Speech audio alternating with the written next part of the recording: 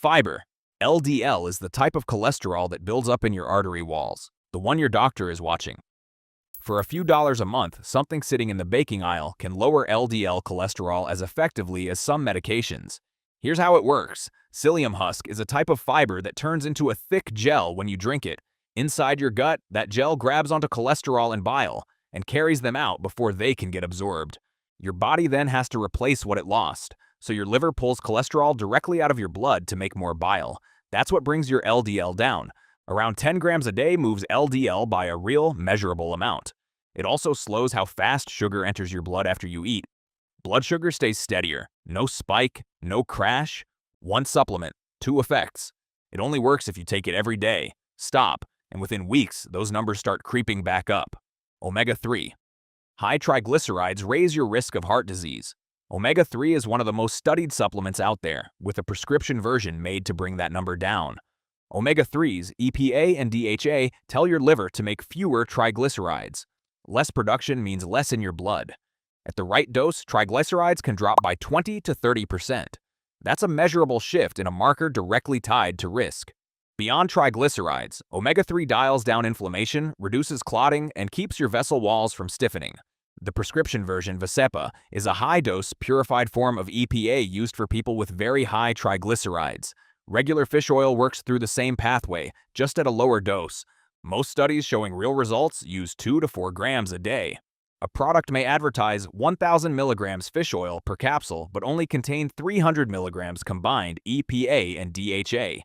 The rest is filler, and quality matters. Poorly made fish oil can oxidize. At that point, it can work against you instead of helping. Plant sterols. Your gut absorbs cholesterol every time you eat. Plant sterols get in the way and block cholesterol from entering your bloodstream. Plant sterols are naturally found in small amounts in nuts, seeds, and vegetable oils. The problem is, you can't eat enough of them through food alone to move the needle. That's where the supplement comes in. Structurally, plant sterols look almost identical to cholesterol, so when both show up in your gut at the same time, they compete for the same absorption sites. Sterols win. Cholesterol gets crowded out and exits the body unused. They work best taken with meals, specifically meals that contain fat. Fat triggers cholesterol absorption, and sterols need to be there to block it. Take them on an empty stomach. They miss their window. 2 grams a day is the dose that consistently moves LDL by 8 to 10%. No dietary overhaul, no medication adjustment, just a compound doing exactly what it's supposed to do. This is a single target supplement. One job, done reliably. Red yeast rice. This one gets lumped in with herbal supplements, yet it works like a drug because it essentially contains one. Red yeast rice is just rice fermented with a specific mold. That process produces monacolin K, a compound chemically identical to lovastatin. Same molecule, same mechanism, different label. Statins block an enzyme your liver uses to make cholesterol. When that pathway slows down, your body produces less cholesterol. LDL drops. Red yeast rice follows that exact same path, just without a prescription. The FDA has removed certain red yeast rice products from shelves for containing too much monocolin K. That alone tells you how potent this can be. Dose matters more here than almost anywhere else on this list. Too little does nothing. Too much, and you're essentially taking an unregulated statin with the same risks. Muscle pain, liver strain, same side effects. And if you're already on a statin, don't stack this on top. That's not a supplement combo, that's doubling the dose. Aged garlic extract. Regular garlic is nowhere near as impressive for your heart. The aged version is a different story, and a different compound. When garlic is aged, typically for 20 months or more in ethanol, the harsh compounds that give it that pungent smell break down and convert. What's left is a stable, odorless compound called S-allylcysteine. That's the active ingredient, and it behaves very differently from anything in your kitchen. Allylcysteine works on several fronts. It reduces LDL oxidation, which is the process that makes LDL dangerous in the first place. Unoxidized LDL is far less likely to stick to arterial walls. It also mildly lowers blood pressure by relaxing the muscles around your blood vessels. There's also evidence it slows plaque progression, not reversal, progression. That distinction matters. It won't dramatically move your cholesterol numbers the way sterols or fiber will. What it does is reduce the damage cholesterol can do. That's a different mechanism, and in some ways, a more important one. Berberine, called nature's Ozempic for a reason. High blood sugar and high cholesterol usually travel together, and berberine has clinical evidence against both. Berberine is a compound found in several plants. It activates an enzyme called AMPK, sometimes referred to as the body's master metabolic switch. When AMPK gets activated, your cells become more responsive to insulin. Blood sugar drops, and your liver starts producing less cholesterol. On the cholesterol side, berberine helps your liver pull more LDL out of your blood. The more it pulls, the lower your numbers go. On the blood sugar side, it slows how fast carbohydrates break down in your gut. Less sugar hits your bloodstream at once. Insulin doesn't have to work as hard. The comparison to Ozempic isn't perfect. Berberine doesn't suppress appetite or trigger the same hormonal response. But the metabolic overlap is real, and the research behind it is solid.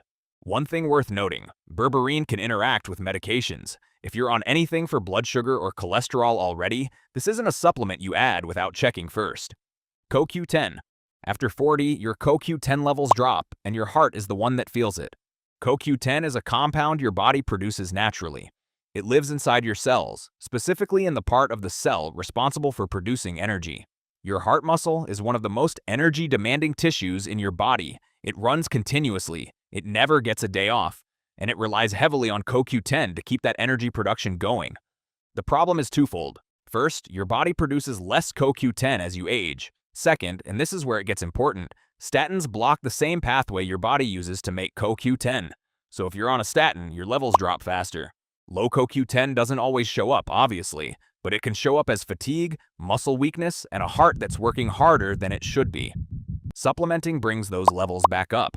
Most research points to 100 to 200 milligrams a day as the effective range, and because CoQ10 is fat-soluble, take it with a meal that contains fat or your body won't absorb much of it. Cocoa flavonols.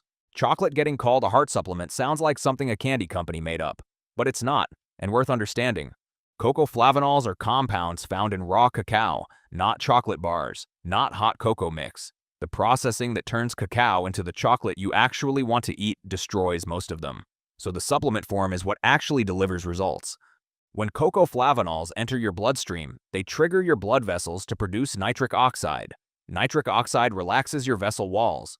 Blood pressure drops. Blood moves more easily. Over time, that same process reduces arterial stiffness. Stiff arteries are one of the earliest signs of cardiovascular risk. Flavonols directly address that. There's also evidence of mild LDL reduction and improved HDL function. Not dramatic, but meaningful when stacked with other interventions. The effective dose is around 400 to 600 milligrams of cocoa flavonols daily. That's not something you can hit through food alone without eating an unrealistic amount of cacao. The supplement makes more sense here than the food source. Flaxseed. It's boring, no flavor, and it might be the most underrated heart supplement on this list. Flaxseed works in 3 areas at once: cholesterol, inflammation, and blood pressure. Most supplements only hit 1, but flaxseed hits 3. First is ALA, a plant-based omega-3. It's not as strong as the type in fish oil, but it still helps lower inflammation in your blood vessels. That matters, because inflammation is where damage often starts. Second is lignans. These plant compounds help lower LDL and reduce oxidative stress. Less oxidative stress means less damage to your artery walls over time. Third is fiber. Ground flaxseed contains soluble fiber that binds to cholesterol in your gut and helps remove it before your body absorbs it. It comes as whole seeds, ground seeds, or oil, but form matters. Whole seeds mostly pass through untouched. The oil loses the fiber and lignans. Ground flaxseed is the version that actually delivers. Around 2 tablespoons a day is the amount most research uses. Stacking. One supplement moves the needle. Stack them correctly, and you're playing a very different game. Each one on this list works through a different path. Psyllium pulls cholesterol out in your gut. Plant sterols block it from getting in. Omega-3 lowers triglycerides. Berberine works on blood sugar in the liver. CoQ10 supports the heart's energy system. They don't cancel each other out, they layer. That's what makes stacking powerful. You're not hitting one problem harder, you're covering more ground at the same time. LDL, triglycerides, inflammation, blood pressure, oxidative stress. No single supplement handles all of that. A good stack gets close.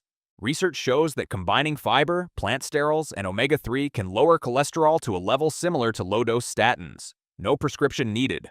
Start with your blood work. Fix the biggest issue first, then build from there. Don't add everything at once, or you won't know what's doing what. The goal isn't more supplements, it's fewer gaps. Most people keep guessing. You don't have to anymore. Fix what shows up in your numbers, then build from there. Let us know what you're stacking, and go watch the next video.